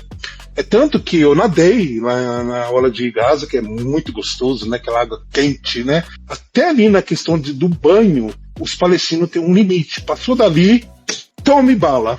Esse povo é louco. Era só isso, querido. Fica na paz, eu vou descer novamente, que eu vou ter que voltar atendendo os clientes, tá bom? Um abração. Abraço, Rei. Muito obrigado por participar aqui com a gente. Como diz nosso presidente Lula, a fome é a maior arma de destruição em massa. E Israel sabe usar isso muito bem para reduzir a quantidade de palestinos em seu território e até para cultivar no próprio solo. Os palestinos precisam pedir licença para Israel, mesmo assim tem tempo contado para sair. Não dá nem para cuidar direito, enchem de cimento, os tubos de irrigação. Eles querem deixar morrer de fome mesmo, como diz a pesquisa aqui desse canal de TV. E não fica assim pela viagem que você fez. Pensa que você esteve na Palestina. Aqueles lugares todos já existiam antes de Israel existir. É bem isso mesmo, né? Você esteve na Palestina. Caramba, gente, que bizarro, né? Que mundo bizarro que a gente vive. Tudo por um território imaginário, né? Ao mesmo tempo, a gente pensa, né? Depois do que eles passaram, é claro que eles iam viver em segurança. Mas eles estão muito bem supridos de arma, de tecnologia, de guerra, né? Eu acho que é o país que tem mais desenvolvimento de tecnologia de guerra. Já estão ali com esse intuito, né, da autodefesa, e falar que precisa de impedir que chegue armas na mão do povo palestino para o país que mais recebe armas, né, que tem os Estados Unidos, que é o país, o lugar da arma, que está te financiando para fazer uma guerra, tipo, Mano, é você com um fuzil e o cara com pedra na mão. Já teve guerras ali que eram assim, sabe? Israel com fuzil e as crianças jogando pedra do outro lado, porque é o que eles tinham. É muito desigual. Não? Imagina alguém vem, invade o território dos seus antepassados e você de repente... Porque assim, durante esse processo, a gente tá falando de guerra, de matar criança, de coisa horrível. Mas enquanto isso, tem os soldados ali em terra, por terra, mandando as pessoas evacuarem a área, abandonar suas casas e invadindo vilas e mandando o povo embora. Eu vi cenas assim de soldados chegando, cutucando a pessoa com a arma, vai embora, pronto, agora a terra aqui é nossa, sai andando. Imagina, você tá na tua casa, chega alguém com uma arma, te cutuca e fala, tchau, bem, aqui é nosso, já era, vai com Deus. A gente não sabe o que é isso, né, porque a gente aqui no Brasil é o invasor, não é o invadido, então a gente não consegue entender esse conceito, né. A gente tem outras tendências, mas eu lembrei que eu vi uma vez um míssil do Hamas e era feito no tubo de PVC, gente. É uma luta desigual. Os caras lá usando megazords e as pessoas realmente tentando se defender com tudo aquilo que tem ao seu alcance. E a gente faria diferente? Claro que não. A gente também ia defender a nossa nação com unhas e dentes, porque a gente não desmerece o Brasil. O Brasil está entre uma das 5 maiores nações. O segundo quarto do século XXI oferece oportunidades melhores, porém diferenciadas para cada um dos países do mundo. E o Brasil faz parte do seletivo grupo de nações com extenso território, ampla população e PIB elevado, como poucos no mundo. Só Índia, Estados Unidos, China e Rússia se comparam com esses dados. E a gente vê muito que os apoiadores do inelegível desmerecem, né? Como se tivessem nascido no pior lugar do mundo, como se tivesse muito azar. E, gente, não tá fácil pra ninguém, realmente. Mas numa situação dessa, pelo menos não tem uma faixa de Gaza aqui. Mas se ninguém fizer nada, o dia que Israel decidir que aqui também é deles, a gente já pode esperar o que vai acontecer. Ai, você falou isso. Eu fiquei pensando no Milei, falando que ia construir um muro. Ai, pra gente. Aí o Milei constrói um muro ali na Argentina, vira o Israel da América do Sul. A gente tá do lado de cá, vira os palestinos, eles começam a bombardear e tá tudo bem. Será que assim a gente entenderia? Ou não? Delírios, né? Porque se o Milei recebeu o apoio que o Zelensky recebeu na Ucrânia, ele pode se permitir a dar esses luxos e fazer esses showzinhos em outros territórios também. Mas são delírios, porque essas pessoas não duram muito tempo, só bagunçam a política, desfazem sistema, desconstroem coisas e depois tem que ser tudo reconstruído de novo. E é por isso que eu vou fazer o L em 2026, com certeza. A gente não pode permitir esse pessoal de assumir o poder, nem mesmo no Congresso, né? Agora a L merece ter um Congresso mais favorável. Ai, Mona, deixa o povo se fuder. Vamos deixar o povo se fuder pra aprender a louca. Não, brincadeira. É isso mesmo, você tá certa. Temos. Nossa, quantos assuntos polêmicos. E eles foram embora e deixaram a gente aqui, você viu? Patinha veio, xingou o Bolsonaro, foi embora. Aí o Cabem veio, xingou um monte de gente também e foi embora. Agora não tem nem eles pra fazer as considerações finais. A hora deles é cara. Eu não consigo bancar tanto assim, gente. Mas obrigado a todo mundo que ficou aqui acompanhando a gravação com a gente, os ouvintes do futuro que estão ouvindo essa gravação com a gente. E é isso, eu acho que temos. Começamos aí com o julgamento do inelegível e falamos que esse julgamento se assemelha um pouco à campanha política. Então, não vamos dormir no ponto, não. Eles já estão movendo as manivelas deles. A gente tem que mover nossas engrenagens também, porque ano que vem tem eleição. Abre o olho. Um beijo, tchau, até a próxima. Pesou hoje, hein? Ai, hoje pesou. Ai, eu tô sentindo um peso. Você tá sentindo? Eu tô. Tchau. Minha orelha tá até queimando agora. São tantas lágrimas de bolsominion que eu uso pra regar as plantas que minha orelha queima a maior parte do dia. Mas é isso, gente. Não deixem de se inscrever no podcast e de seguir nas redes sociais Desbanca Podcast em todas as plataformas e de fazer o L ano que vem. Pelo amor de Deus, espero que o título de todo mundo esteja em dia. 2026 é 13 na cabeça.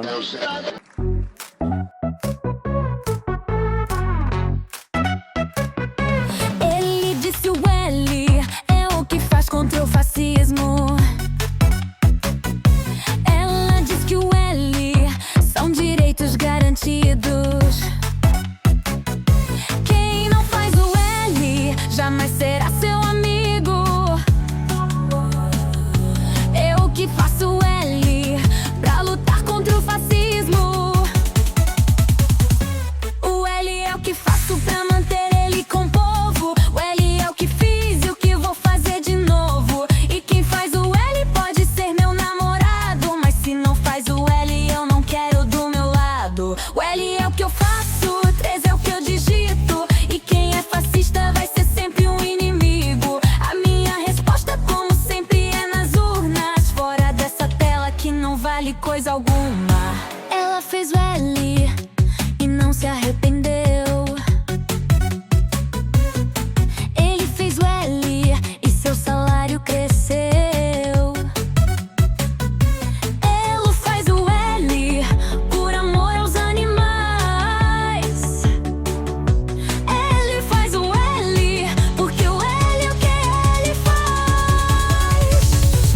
O L é o que faço pra manter ele com o povo. O L é o que fiz e o que vou fazer de novo. E quem faz o L pode ser meu namorado, mas se não faz o L eu não quero do meu lado. O L é o que eu faço, 13 é o que eu digito. E quem é fascista vai ser sempre um inimigo. A minha resposta, como sempre, é nas urnas, fora dessa tela que não vale coisa alguma. O L é que se faz pelo bem do ambiente. E quem faz o L só quer ver o bem da gente. Te digo que mais feio que mamar na teta é ser um instrumento da extrema direita. O L é o que faço pra manter ele com o povo. O L é o que fiz e o que vou fazer de novo. E quem faz o L pode ser meu namorado, mas se não faz o L eu não quero do meu lado. O L é o que eu faço, 13 é o que eu digito. E quem é fascista vai ser sempre um inimigo. A minha resposta, como sempre, é nas urnas, fora dessa tela que não vale coisa alguma. Vai em paz, que Deus te acompanhe. Fique com Jesus, mas não seja infame. Cuida da sua vida, deixa o mau caratismo. Pátria é vergonha na cara. Teu passado